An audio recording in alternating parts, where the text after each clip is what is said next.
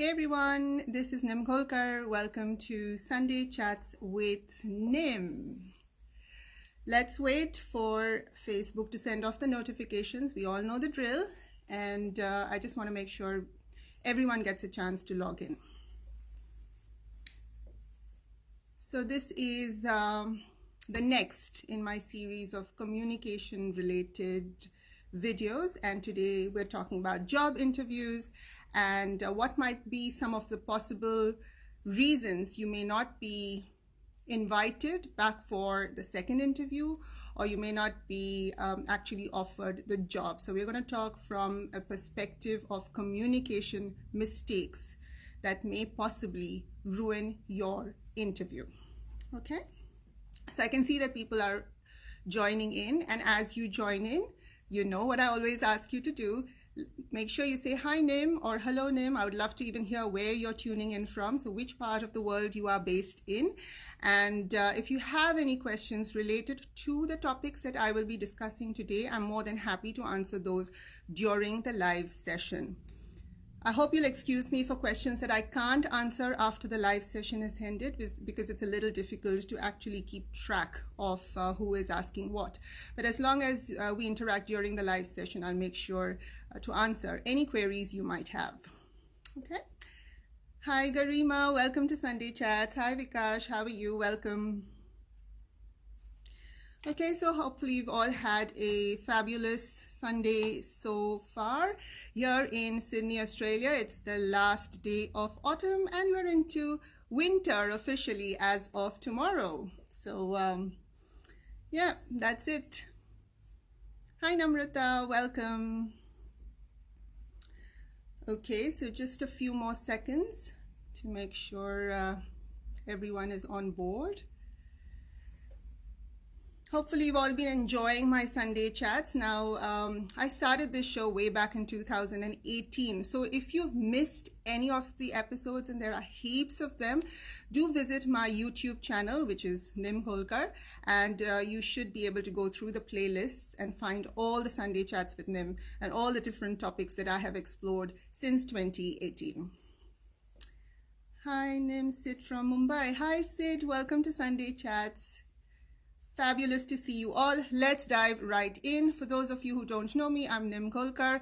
I'm a motivational speaker, an author, and a life coach based in Australia. Originally from Mumbai, where I was born and brought up, and I've been in Australia for the past 25 years. And today we're going to talk about a topic that's very dear to my heart, which is communication mistakes that ruin your job interview. Now, there are many different reasons why people are not called in for the second interview or for the third interview, or they're not offered the job. Now, today what we're going to focus on is one of the biggest reasons why people don't get called in for the next interview or don't get offered the job. And that is related to communication mistakes that you may not even be aware you're making. Okay, so I'm going to share with you 3 communication mistakes that may be standing in the way between you and success. Okay, so the first mistake that I've seen many people do over the years is the habit of talking too much. So when the interviewer asks you a question, the candidate often finds it very difficult to come to the point. They find it very difficult to keep the answer concise, simple, and straightforward. And they end up doing what is popularly known as rambling, which is going round and round and round and not being able to come to any kind of concrete reply that aligns with the question that has been asked. Back in my corporate days, whenever I used to interview people, this was one mistake that I found a lot of people were doing. So much so that you'd ask them a question and they'd start the answer, completely enthusiastic, go round the block, and eventually say something along the lines of, "Sorry, can you repeat that question again? Because I've forgotten what I meant to say." Now, when you say something like that to an interviewer, it's an instant no, because it completely crushes your credibility. It makes you come across as someone who has no clarity of thought, and that can affect whether or not you get offered the job, whether or not you're called in for the next round of interviews. So how does one stop this rambling? What I mean by rambling is going round and round the point and not actually answering the question that has been asked, right? Just going off on a tangent. All right, so one of the most popular techniques, which many of you may be aware but may have forgotten to use, is what is known as the STAR technique. So that's STAR, and each of those letters stands for a certain step in this technique, which I'm going to outline to you straight away. So the S stands for situation. Let's say the interviewer has asked you a question, which is commonly asked in many, many interviews, where they ask you to give them an example of a time when you demonstrated a certain skill. Okay, so they may say, can you tell us about a time when you handled a difficult client? Okay, so, or they might ask you about a certain process or a procedure and how you went through it to solve the problem that had been raised. When they ask you to give an example of a time, it is very, very easy for you to start rambling if you don't have a specific technique to hold on to. And that's where the STAR technique comes into play. So what does the S, T, A, and R stand for? S is the situation. So let's say you've been asked to give an example about a time when you handled XYZ situation. So you talk about the first letter in the technique, which is the S. You talk about the situation that you found yourself in. Describe the situation in 1 or 2 sentences. Get to the core message. Once you've described the situation, the next letter is T, which stands for tasks. What were some of the tasks you had to complete to resolve this particular situation? Talk about those tasks briefly, concisely, to the point. The third letter is A, which is actions. What were some of the action steps you took to work your way through those tasks? And the last letter is R, which stands for results. What was the end result? Now, if you're able to quantify those results, even better. For example, if you're able to point out that you were able to increase overall sales by 20%, or if you were able to get the company 5 new clients. So if you're able to give a concrete, quantifiable result, that sounds even more impressive. Okay, so that was the first of the 3 communication mistakes that may be ruining all your job interviews, which is the habit of talking too much, the habit of rambling and going round and round and never coming to the point. I'm going to take a moment to say my highs to whoever I may have missed saying hi to. Garima says, I didn't know that you have a YouTube channel. I will subscribe it for sure. Thank you, Garima. Yes, I have probably about 120 videos out there. So it's a huge library of resources. By all means, do subscribe. And Esther says, hi, Nim. Hi, Esther. Welcome. Pranoti says, hi, Nim. Hi, Pranoti. Welcome to Sunday Chats. Great to see you all. Today we're talking about communication mistakes that can ruin your job interview, and I've just covered the first one, which is talking too much or rambling, right? Which I see many candidates doing throughout their interview.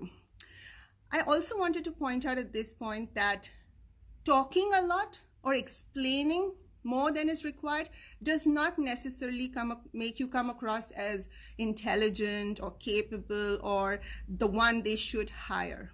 Right? Confident people are people who are able to get their point across with brevity. They are able to get their point across concisely. They speak only as much as they're supposed to or expected to in answer to an interview question. So don't fall into the trap of thinking the more you explain, the more capable you come across. That is not true. Okay, so stick to the point. The second communication mistake you may be doing without realizing it in your job interviews is criticizing an ex-employer. One of the worst things you can do in a job interview is to vent and talk ill about someone you had worked for in the past. Now, there may be some tricky questions in your job interview which may tempt you to badmouth a previous employer, but trust me, don't do that. It's one of the biggest mistakes you could possibly do.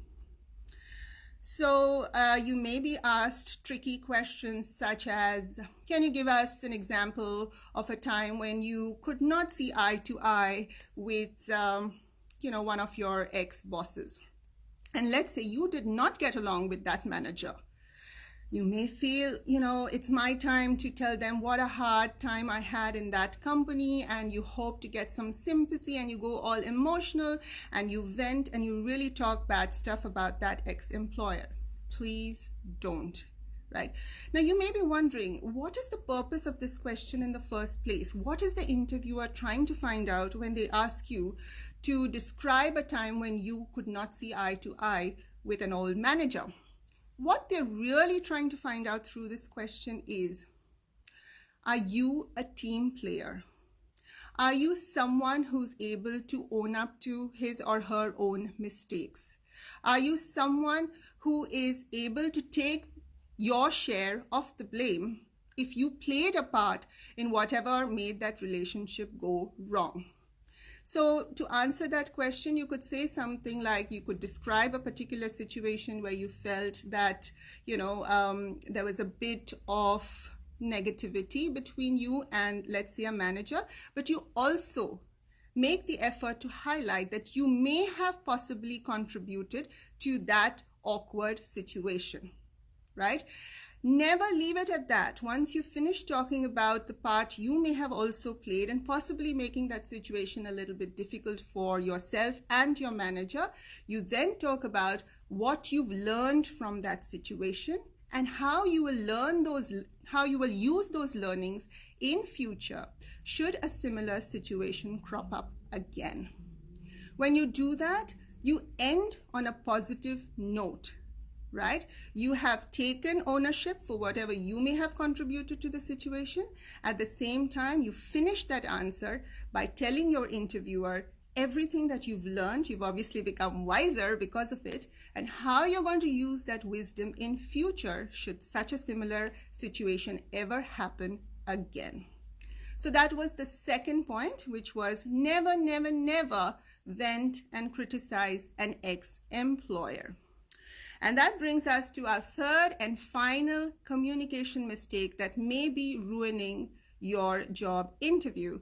And that is, many people make the mistake of thinking that a job interview is a one-way street, where all that is expected is for them to keep on answering every question that comes their way.